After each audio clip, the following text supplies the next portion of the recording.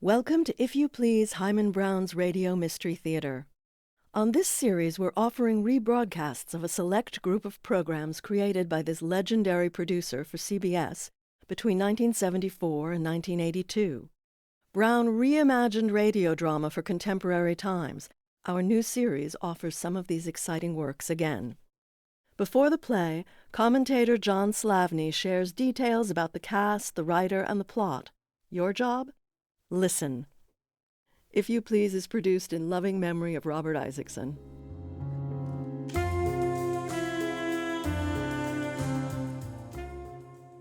Hello, everyone. I'm John Slavney here with the 13th episode of our podcast and the last of our first season of If You Please. It's been a pleasure to bring you this entirely new and fully authorized version of the CBS Radio Mystery Theater, presented by the Radio Drama Network and CUNY TV.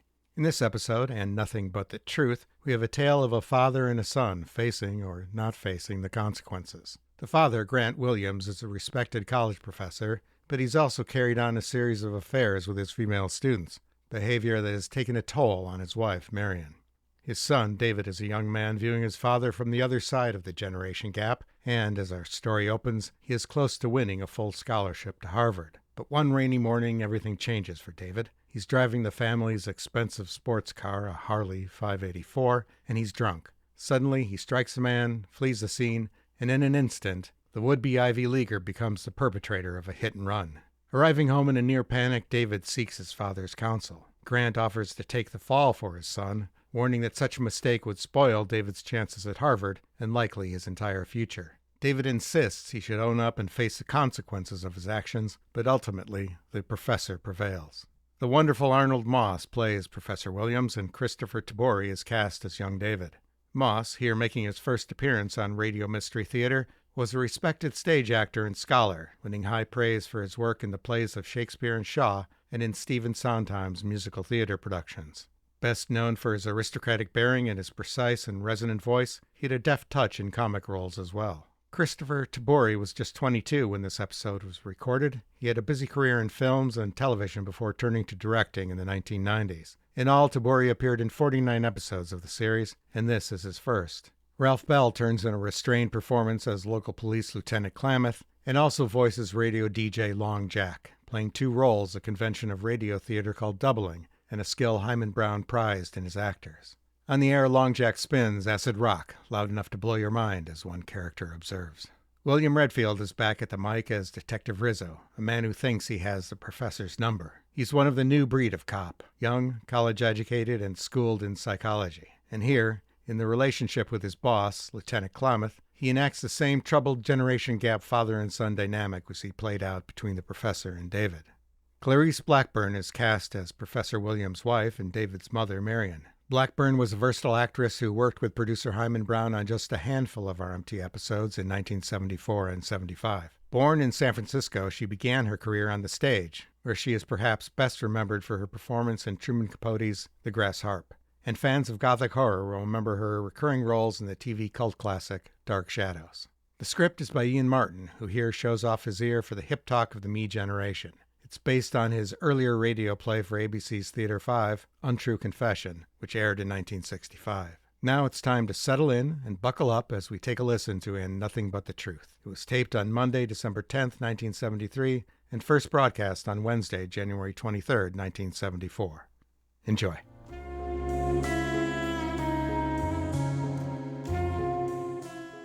The CBS Radio Mystery Theater presents...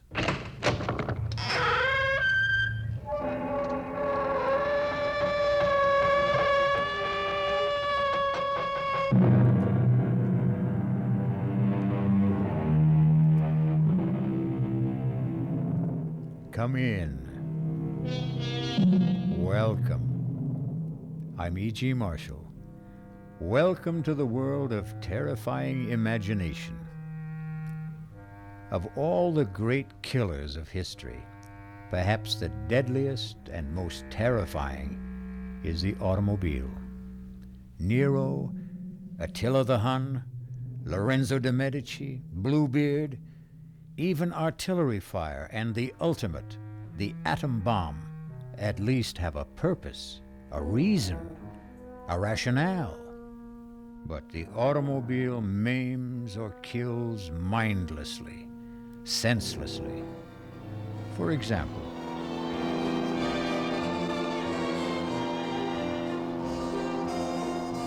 this is old Long Jack here in the studio on a better lonesome, watch out. wet, foggy I night. must be Saying if you're on crazy. wheels, real careful tonight. It's heavy, man, heavy. Oh, shut up, you fool. If you just let Big Daddy help you out, all you... You can't help me, Big Daddy. Oh, I must have hit something. Somebody. Split. I got a split.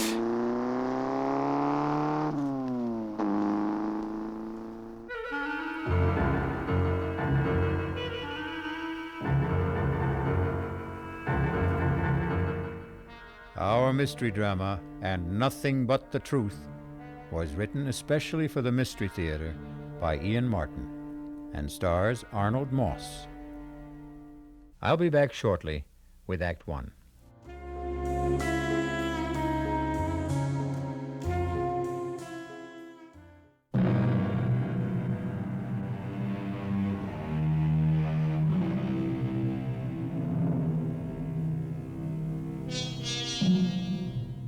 Was the accident we heard a few minutes ago another statistic of the road? An innocent victim? A careless driver? The victim's family broken and lost? A young man whose carelessness had blighted a bright new manhood and a promising career? Or was the driver lucky this time? Lucky in a way far beyond his hope or expectation? We're about to find out, with David, the young driver, as he paces his living room floor, waiting for his father to come home. Dad? David? David, what are you doing up at this hour? I didn't hear you come in. I thought you'd never get home. Where you been? Well, now do I have to start answering to you for my whereabouts? What? What? Oh, you mean like Mother? Yes, like your mother. I'm sorry, Dad. Well, for your information, I was working, correcting term papers. It wasn't that I... David, I'm very tired. You all right, Dad? You look like you had an attack or something. Well, don't be silly. I said I was tired. What's wrong with you? You've been drinking. Yes, I wish I hadn't, but I didn't. Okay, son. Take it easy. Whatever it is, we'll work it out. Well, where's your sports car? Didn't you have it out tonight? Yes, I left it parked on the street. Well, you better put it away. There's no sense in leaving it out in this rain. Dad, I've got to talk to you. It's about the car. What about the car? I didn't know what to do. I hit the panic button. I ran. But what else did you hit? Someone. A man. I'm pretty sure. Down near the railroad. You know where the big curve comes around by the station opposite Franny's place? I think it was one of those old winos that hang around there. Dad, I swear I never saw him with all that rain and the fog. Was there anyone else around? I didn't see anyone. I should have stopped, but all I could think of was that I'd been drinking and the scholarship coming up, and if anything happened, it would kill Mom. And before I knew it, I was running away. I've been going crazy waiting for you to get home. I'm scared, too, but I guess I ought to go to the police. Does your mother know about this? No. Okay. When did it happen? 2:00, almost on the nose. 2 this morning? Yeah. By the railroad, you say? Yeah, I just came off Stratfield, and I took the corner into the big bend on Hills Point. I get the picture. Okay. Now go in the kitchen and wait for me. And no matter what, don't let your mother get involved. Where are you going? I'm going to have a look at your car. Well, I'll come with you. You'll do as I say from here on in. Now you go to the kitchen. I'll be right back. What are you going to do? I'm not sure yet. But well, maybe there's a way to get off the spot.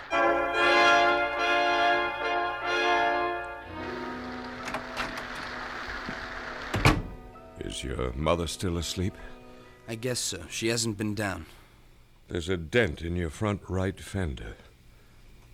Was that there before tonight? No. You sure? Yeah, I Simonized the car yesterday. Does it look bad? Well, it must have been a glancing blow. You mean maybe it's going to be all right? Maybe. Oh, I don't think I could have hurt him too bad. And a night like tonight, who'd be hanging around? It isn't going to be all that easy, David. They might be able to trace the car. How? You're missing a front right hubcap. There aren't that many Harley 584s in this town. So I'll have to give myself up. No. Let's figure this out.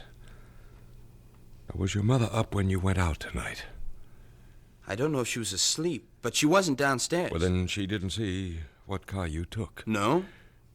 Did she see me leave? I mean, did she look out of the window or anything? No. She was just sitting in the big chair by the fireplace, crying. Crying? You know, the usual.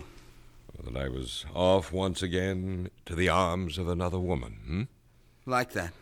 Well, you don't believe all that talk, do you? Look, Dad, we've been down this road before. I'm not making any judgments. I'm not asking you to sit in judgment on me. I asked for a simple reaction between a father and his son. I'm sorry, David. I didn't mean to blow up. I guess we're both a little shook tonight.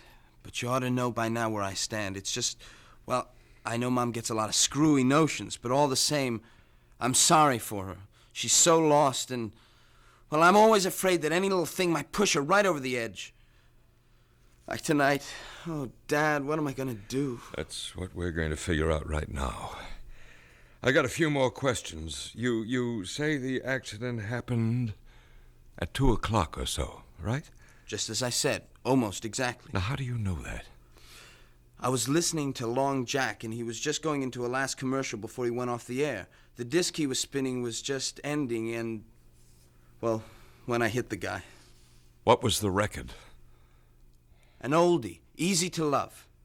And you hit this man just after you turned off Stratfield into Hills Point. Yeah. He suddenly stepped off the curb. Like out of nowhere. Now, how fast were you going? Gee, Dad, Now, come on, don't pussyfoot with me. Too fast. I took the corner pretty wide. Did you skid? Yeah, it was pretty slick from the rain. And there was no one else around? No. You're sure? Yeah, I opened the door to look out. There was no one. That's why I lost my nerve and cut out. Well, I better get down and find out. You stay right where you are. It's after 4. The longer I wait, the worse it will be for me. You're not going to be involved in this at all, David. What do you mean? I mean, you were driving the station wagon tonight. I was the one who was driving the sports car, and I'm going to the precinct house right now to report that I hit a man and left the scene of the accident. Dad, I can't let you do that. Don't be a fool. I'm not on the verge of getting a full scholarship to Harvard. I haven't been drinking. I'm not a teenager with 2 strikes against him as a driver to begin with. I'm a full college professor with a distinguished record who is coming home on a foul night with visibility almost zero, dead tired, after correcting 200 term papers. I can stand the gaff, and you can't. No, sir, Dad. I thank you and I admire you, but I hope to God I'm enough of a man not to hide behind my father's pants. You'd better think of it as your mother's skirts. Your mother couldn't care less what happens to me, but you're a different story. You get in big trouble over this and it could kill her. Worse still, drive her over that edge we both worry about. But, Dad, Don't argue. This is the way it's going to be. You just let me handle it, and you keep your mouth shut no matter what happens. I don't know what to say. I'll tell you what you're going to say. Nothing. Nothing to anyone. But, Mom... Least of all to your mother. Okay, Dad, if that's the way you want it. Oh, how can I thank you? You're some kind of a guy. No, David. Just the most sensible way out of a bad situation. I'd better get down to the police. Don't wait up. Maybe a while. It's still raining. Have you got the keys? Sorry, right here. And thanks, Dad, for everything. This will all work out for the best. I think I hear your mother moving about. If she comes down, what do I say? What we've agreed on is the truth. That I've gone to the precinct house to report that I'm a hit-and-run driver, right? Right. I'll never forget what you're doing for me. And for your mother. For all of us. Grant, that you? No, Mom, it's me, David. Oh, I thought I heard your father come home a little while ago. What are you doing at the front door? Oh, I better come down. What's going on? I heard voices, angry voices. That was Dad and me. Not angry, we were just discussing something. Then where's Grant now? Yes, I heard a door slam. Did he go out again? Yes. Not another woman. Not two in one night. Why don't you give him a break once? He was at the college correcting papers. Then where's he off to now? Mom, it's kind of damp in the hall. Let's go into the living room and sit down. Don't tell me he's finally taken off for good with one of his bed partners. Oh, Mother, have a heart. Why can't you see what a right guy Dad is? Maybe I've known him too long. So what errand took him out of the house again at 4:20 in the morning? He's gone to the local precinct to confess to a hit and run.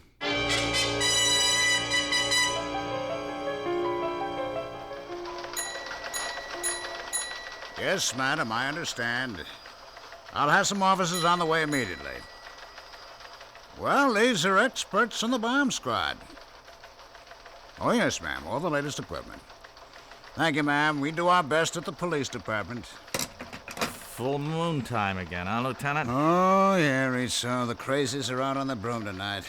That was some dingaling just saw a UFO land in her backyard. How was your hit and run? Oh, no sweat. Some old wino stumbled off the curb, got his rear end creased. They took him to St. Elizabeth's. Anything on the general bulletin? Nah, it's small stuff. Muggy in the 2nd precinct. It's a gas station hold up in the 5th. I want to hit something new. That's a 12th. Nah, nothing. A code 2C, the man. Some citizen reports a smell of gas in his apartment house, possible suicide. It's nothing worth our brains. What's that in your hand? Oh, it's a hubcap. Clue from the scene of the hit and run. Oh, let me have a look in. English make. Probably from a Harley. Or some sport car like that. Found on the scene? About 75 yards away. No proof it had anything to do with the hit and run. How's the victim? Condition fair when the ambulance picked him up. He only got struck a glancing blow. Well, that still don't make no never mind. The perpetrator cut out. I want him brought in. Oh, so do I, but it may be a little rough. Even if we find the car this belongs to, it doesn't prove it was lost hitting the victim. Could have been loose and just fallen off. So you think we don't make the guy, eh? My educated guess is that the odds are not so high. Yeah, Brady, what is it? You don't say. Right with you now, huh? Well, how about that? Yeah, bring him right in. Educated guess, huh? I was wrong. Couldn't be wronger. Guy named Williams just came to the desk and confessed to making the hit and run. He's on the way in. You and he should get on together just dandy. Guy's a college professor.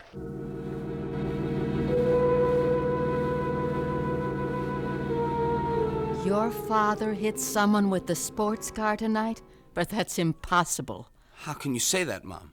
Because he wasn't driving that car tonight. How do you know? You didn't see him leave? No, but I was awake when he drove in, and I could swear, I know he was driving the station wagon.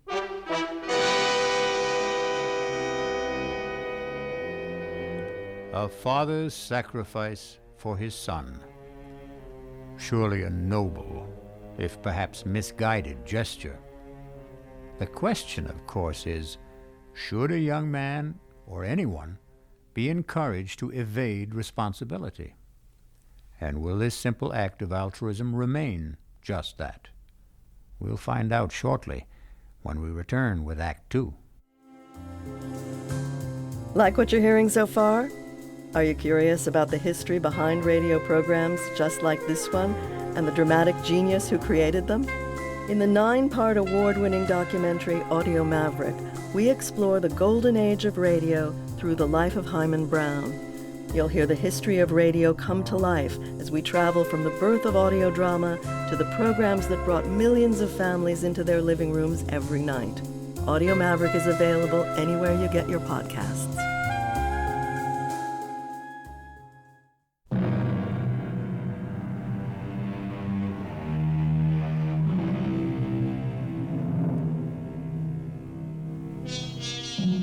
A precinct house in a large city, even at the best of times, is never the most prepossessing spot in the world. In the dog hours of the morning, dusty, dingy, tired paint peeling from the walls, half-empty coffee containers with cigar and cigarette butts floating in them, it is certainly one of the most depressing, or so Grant feels as he dictates his false confession.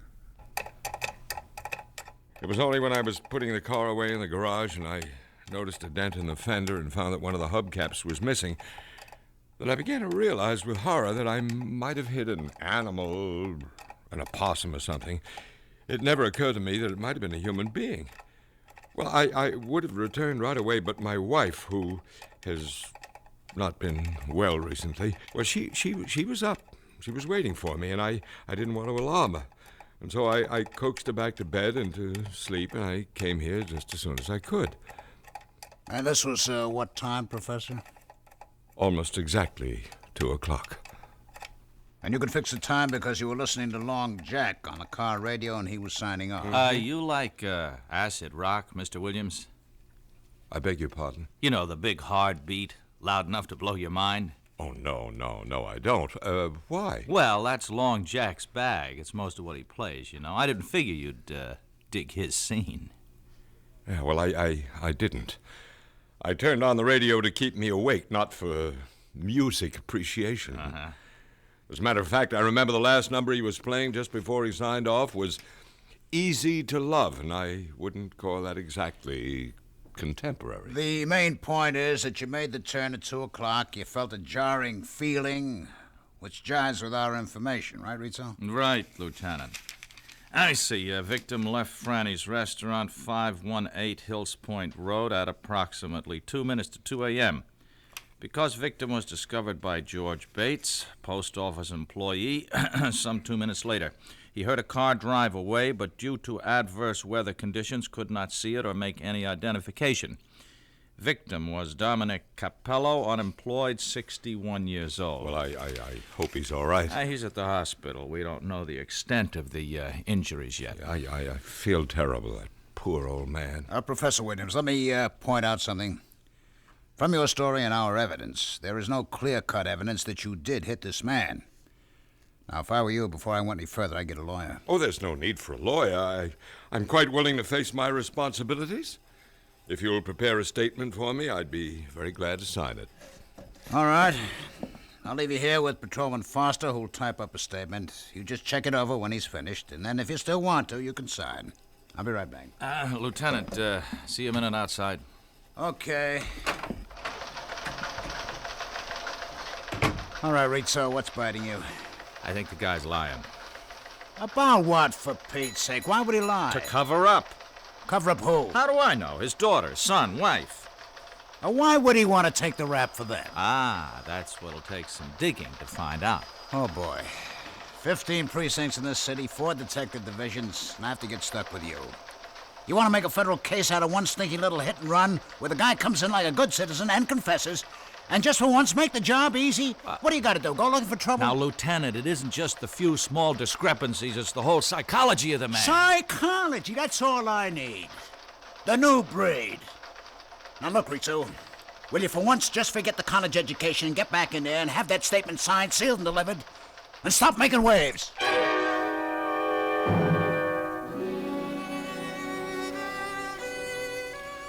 Mother, please, will you let well enough alone? I've kept quiet about too many things for far too long, but I can't let this go.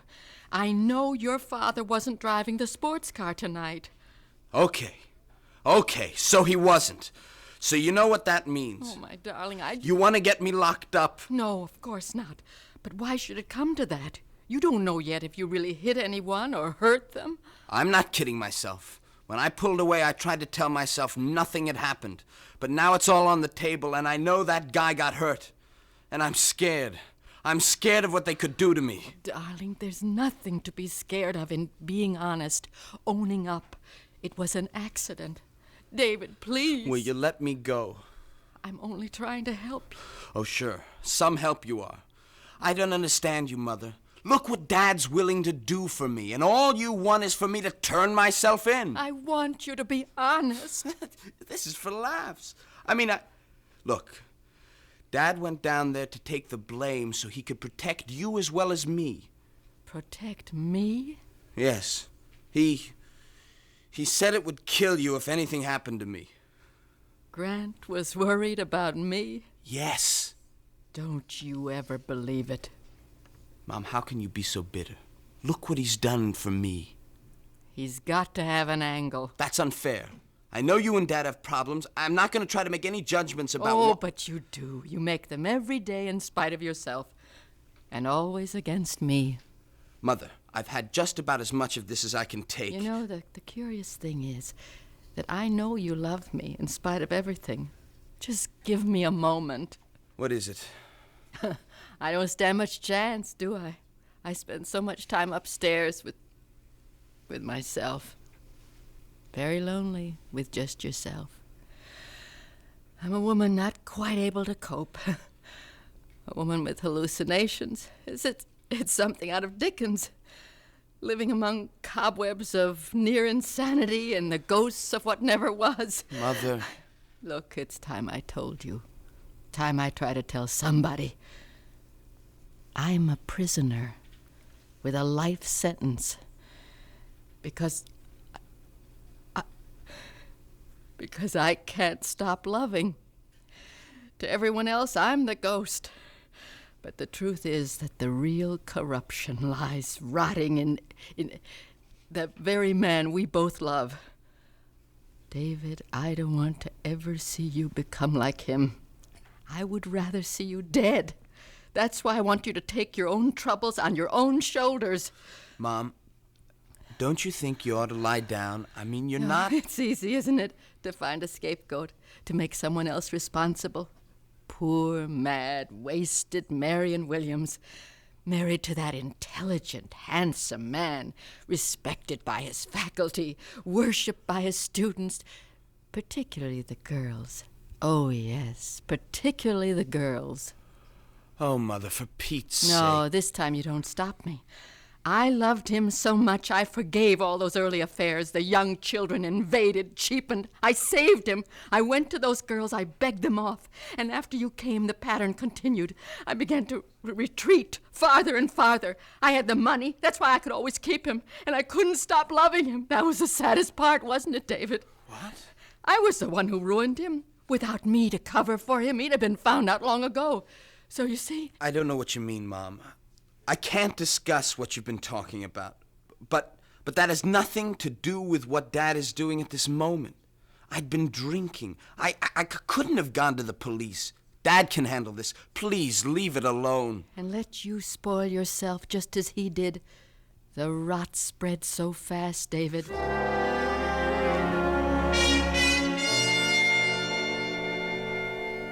The incident was totally minor in mine till I returned home, found that there was a dent in my front fender.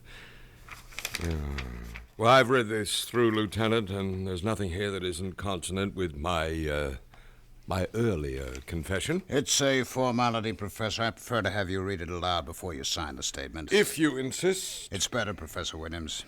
There is much more. Go ahead. It's quite evident that I must have been responsible for striking with my automobile one Dominic Capello, 61, at approximately 2 a.m. on the above date. This statement is a true and unsolicited confession of my responsibility and... Excuse me, Lieutenant. Have you warned the professor again that he should have legal representation? No, I don't need a lawyer. I'll have to warn you, sir, that you may. The man was hit, just died in the hospital without regaining consciousness. It isn't just an accident anymore. It could be homicide. Oh, come on, Rizzo. Manslaughter. But it does change things, Professor. If you sign this, I'll have to book you. You should have a lawyer before you sign. Well, nonsense. I want to sign. Let's not waste any more time, and then I'll call my lawyer. All right. Detective Rizzo, will you witness this? Yeah. You'll have to be fingerprinted, Professor. Whatever you say, Lieutenant. Foster will take you to a phone first to call your lawyer about bail. Thank you. And thank you, Detective Rizzo. Don't mention it. All right, now, Rizzo, don't say it. I've got to. Something's out of kilter. I never saw a man so anxious to get arrested in my life. He just wants to get it over with and get back to bed. Now, who doesn't? It's wrong, Lieutenant. It's wrong. A cool, collected individual like that doesn't go around hitting panic buttons and taking a powder out of a bad situation. Now, Joe, drop it. Lay off. Don't give me any more of the psychology. I'm just a plain flatfoot who came up through the ranks by sticking to one thing, facts. Let's give the guy a vote of thanks for coming in. My psychology is we leave it lay, huh? You got any other hunches? Save them for the ponies. Okay? Okay.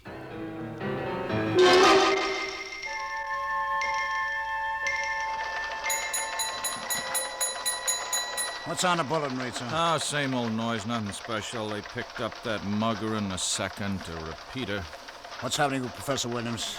Huh? Williams, the professor. You remember the guy we spent most of the night with? Oh, yeah. Well, he got fingerprinted and his lawyer sprung him. He's going home. Hey, look at this, Lieutenant. What? That code 2. See the man in the 12th? That suicide was no false alarm. There was a DOA. Only now it looks like homicide. They figure the girl was strangled before the gas was turned on. Oh, what do I care about some dame in the 12th? The 7th is my baby. Let the 12th worry about their headaches. I'm taking you off.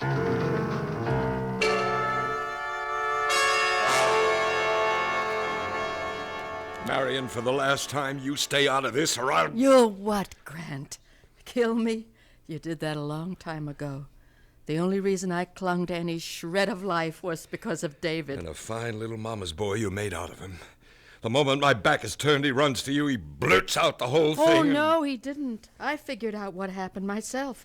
I saw you drive away in the station wagon. Oh, can't you mind your own business? Because I don't trust you. And I want David to be a man and stand on his own feet. Will you get something through that bird brain of yours? The man who was hit is dead. David had been drinking. You won't be emancipating your son. You'll be burying him in jail. Is that what you want? You're hurting me, Grant. Is that what you want? Or will you keep your mouth shut and allow me to do something for my own son? Please let me go. Not until I get your promise to leave things as they are. I don't want David to go to jail. All right, then. I can trust you. Yes. I only wish I trusted you. You've never done one unselfish thing in your life, Grant. I only wish I knew what it is you expect to gain this time.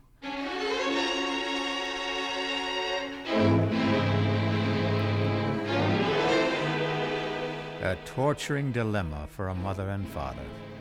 Is the father right to protect his son, or the mother to feel it would be better for him to take his medicine? So many other questions pose themselves, questions which will be answered when I return shortly with Act 3. Like what you're hearing so far? Are you curious about the history behind radio programs just like this one and the dramatic genius who created them? In the 9-part award-winning documentary Audio Maverick, we explore the golden age of radio through the life of Himan Brown. You'll hear the history of radio come to life as we travel from the birth of audio drama to the programs that brought millions of families into their living rooms every night. Audio Maverick is available anywhere you get your podcasts.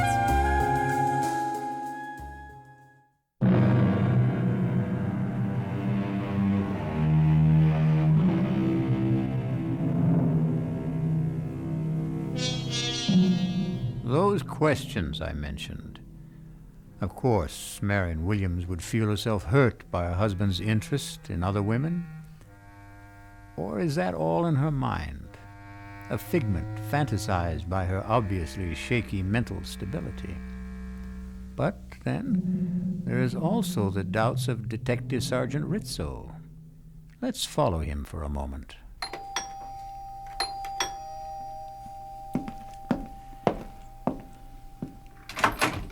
Yes? Is Professor Williams at home? No, he has classes this morning at the university. Oh, yeah, that's right. Excuse me, I'm Detective Rizzo. This is my shield. I wonder if I could talk to Mrs. Williams for a moment? I'm sorry, but my mother, she's still asleep. She's kind of an invalid. Oh, well, and I wouldn't think of disturbing her. You're Professor Williams' son, huh? Yes. Well, then how about you take the chain off the door and I step in and ask you a couple of questions? Have you got a warrant? Have a warrant? No, what would I want a warrant for? Look, don't let me being a cop scare you. Oh, I'm not scared. You always keep a chain on when you open the front door? No, look, I'm sorry. You're wasting your time. My father told me not to answer any questions. Oh, then you know about the accident last night, huh? Yes, but I'm sorry. I've got to close the door. You drive, kid? Sir, your foot's in the way. Oh, yeah, so it is. Anyway, I figure you drive since you got a license. I looked it up in the bureau. Would you move your foot, please? Hold it just a minute. Here's your newspaper, huh? You might want to read about the accident. Page 4. You know, check out the details. Thanks for the paper. Sure. Here. Will you let it go, please? You, were not driving yourself last night, were you? I'll take the paper. Yeah. And now I know my hunch is right.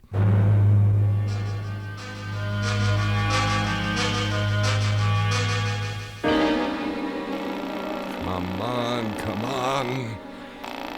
Where are you? Hello? David, where were you? Oh, I'm sorry. I was just bringing down Mother's lunch tray. Thought you'd never answer the phone. Any mail, any phone calls? Just a couple of ads. No phone call. Oh, there was, we had a visitor. Who? A Detective Rizzo. What did he want? He said he wanted to talk to you. Then when I said you weren't home, he wanted to talk to Mom. Well, you didn't let him. No. She was asleep, so... He said he wanted to ask me some questions. Good Lord. It's all right. I didn't let him in, and I didn't tell him anything. Well, I hope you didn't. He had no right, no right to... David, you're sure you didn't... No, I didn't say anything, but I'm scared. I think he knows. I think he's guessed that Now, listen to me, David. I don't care what he knows or what he suspects. He can't prove anything if we just stick to our story. Now, you get this straight, David. I'll kill you if you let me down. No, I didn't mean that. I'm just thinking about you. I don't want your life spoiled before it begins. Now, you just remember, a man has been killed. The real truth comes out, you're in trouble. Bad trouble. I know. Just so you remember, both you and your mother. Okay, but supposing that detective turns up again and... He won't. You just leave that to me. Just leave everything to me. I will. And don't think I'm not grateful. Oh, I don't know how I can ever pay you back. You just sit tight and stick to our story. That's all the payment I need.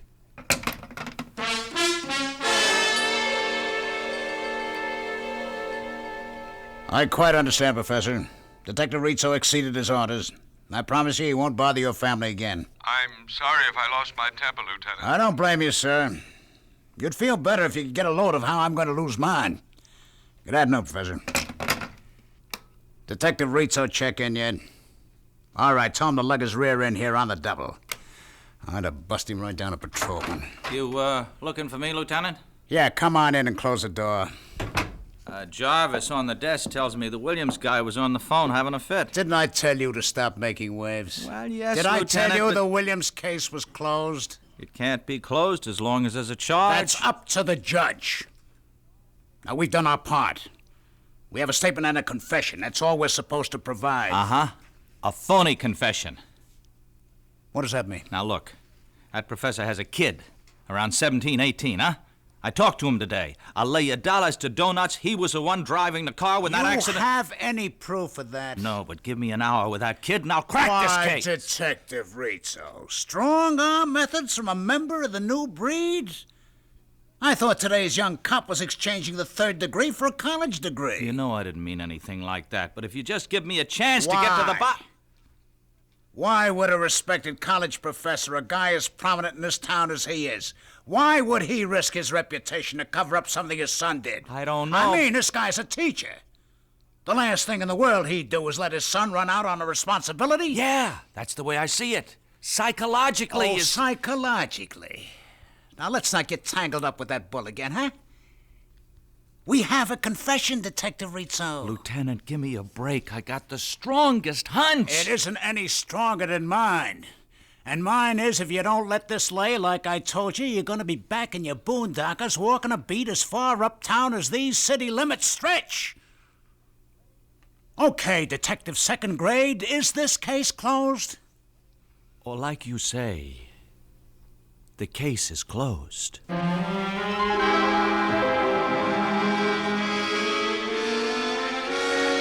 David, In the study, Mom.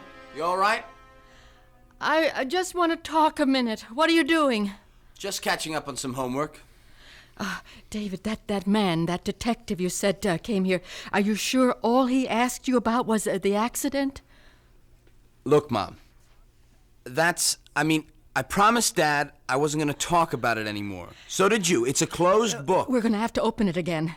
Did he ask you about anything else than the accident? No, but... Look, David, you have got to go to the police and tell them the truth. Now, I promised Dad... David, don't make me go. You promised him, too. You don't understand.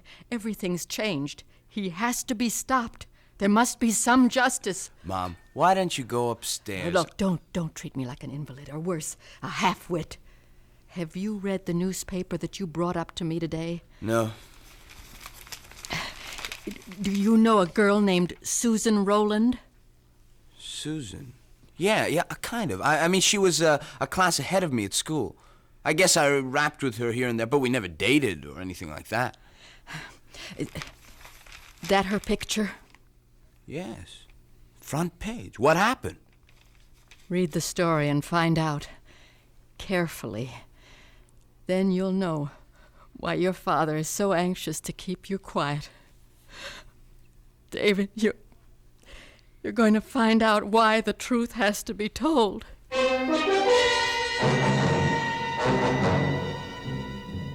Lieutenant Klamath here. How's everything with the 12th, John? You know how it goes with lieutenants in the police department, from bad to worse. A little favor, George. Name it, you got it. You see the DOA we had on the bulletin? Possible suicide, now definitely homicide. The picture in the morning paper? Yeah, that's the one. Susan Rowland, 19 years old, college student. We're running a routine check on all our acquaintances. You got a make on anyone? No. Fingerprints all over the place, but not even a warm lead. Uh-huh. What can I do? Well, I'm running down blind alleys. Like in her address book is the name of a guy, Grant Williams, domiciled your precinct. She seemed to have been in one of his classes at the university. Could you spare a man to check it out? John, I don't even have to. I'll close one lead for you.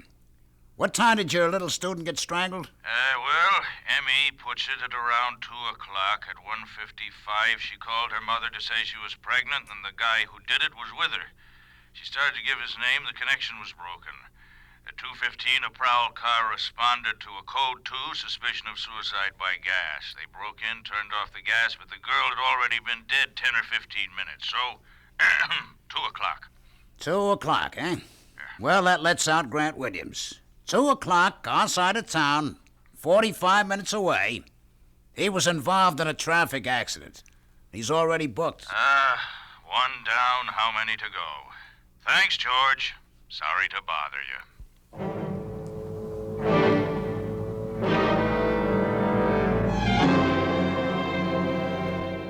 How long ago did he leave? Too late for you to stop him. Oh, I ought to kill you for this. Like you did that poor little girl. No, I didn't mean to. The little idiot refused to have an abortion. She wanted me to marry her. Marry her, for heaven's sake. Oh, and divorce your meal ticket. Marian, please help me. No, not anymore. Anyway, I couldn't even if I wanted to. But David, maybe I can still stop David. If you could, you'd still have to stop me.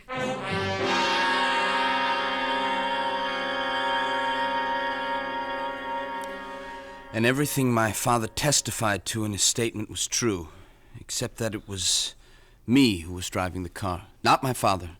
I hit that man, panicked, and drove off. Well, don't look at me, Lieutenant. I have nothing to say. You wouldn't have to, Rizzo. I know the boy's telling the truth. Yeah, you were right all along. I had a phone call about a half an hour I demand to see my son. It's all right, Sergeant. Let him in. What is it, Professor Williams? David, I don't want you to say one word until I've talked to you and we can get legal advice. It's too late, Dad. I've said everything I have to say. You don't know what you're doing. For the first time in my life, I do. I'm taking care of myself. Oh, how could you do it, Dad, to a nice kid like Susan? I don't know what you're talking about. I can clear that up, Professor. We're booking you for the murder of Susan Rowland. Oh, you can't. I have an alibi. Correction. You had an alibi. But I'm not guilty, and you can't prove it. We will, with your help. What do you mean? It's ironic, isn't it? If you hadn't walked in here and made a false confession, we might never have had your fingerprints. That's what's going to nail you. You provided us with a whole set to match up. You were just a little too clever. You managed to hang yourself. All right, take him out and book him, Jarvis. Dad, Let him go, kid, huh? Let him go. There's nothing you can do for him. Now you go on with Foster. Let him type up your statement, huh? What's gonna happen to him? He'll be found guilty, as he ought to. And me? You've taken a beating already. It's an accident. Won't be too tough. And things should be looking up from now on for both you and your mother. Go on, kid. Okay, Lieutenant. Well, I guess I ought to start to eat my hat, Rizzo, huh? But I'd rather just say I'm sorry. Oh, no. Me too, Lieutenant. This is one time I wish I could just have been wrong. When you're a cop as long as I've been, there'll be a lot more. I wish I could say get used to it. Come on, let's try the squad room coffee. All right. Bad as it is, it's better than the taste I got in my mouth right now.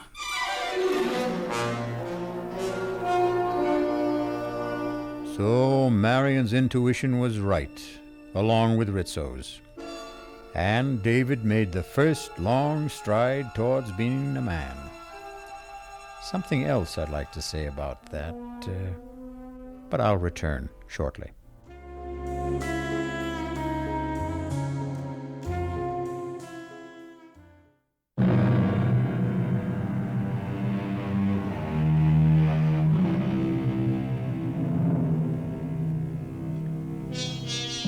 Not every story must have a moral, but I believe this one has.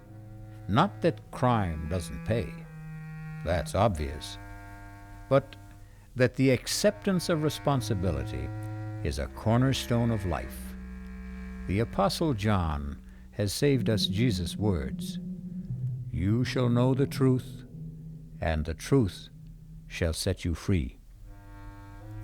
Our cast included Arnold Moss, Ralph Bell, Clarissa Blackburn, Billy Redfield, and Christopher Tabori. The entire production was under the direction of Himan Brown. This is E.G. Marshall inviting you to return to our Mystery Theater for another adventure in the macabre. Until next time, pleasant dreams.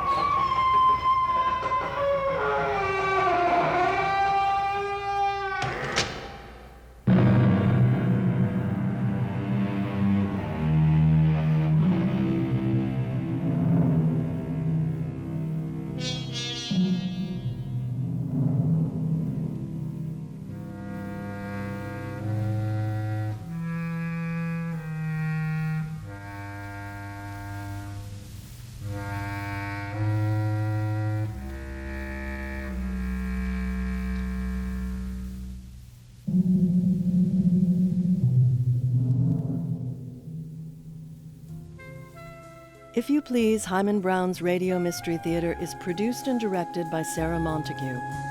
Our executive producers are Melina Brown and Sarah Montague. CUNY TV's executive director is Chiki Cartagena. The director of production is Susan Iger. The associate producer is Corinne Wallace, and our audio production intern is Sophia Cedeno. Margot Avery is the voice of the series' introduction and credits. The program commentaries are by John Slavney. Our technical team at CUNY TV includes senior audio engineer Richard Kim and broadcast audio engineers Jackie Mitchell and Kevin Wolfe. Our staff photographer is Laura Fuchs. Our archivists are David Rice and Katrina Schlosser. Our closed caption coordinator is Amy Monti. The If You Please program mix engineer is Lisa Goslin Vincent. Tink Media handles our publicity and marketing. Our director of social media is Karen A. Brown in collaboration with Stardust Blue PR. If You Please, Himan Brown's Radio Mystery Theater is a production of CUNY TV and Radio Drama Network. If you enjoyed the show and are curious about the history of these radio programs, listen to Audio Maverick. In this award-winning 9-part documentary, we explore the golden age of radio through the life of dramatic genius Himan Brown, and then explore the work of contemporary audio dramatists who are part of his legacy. Audio Maverick is available anywhere you get your podcasts.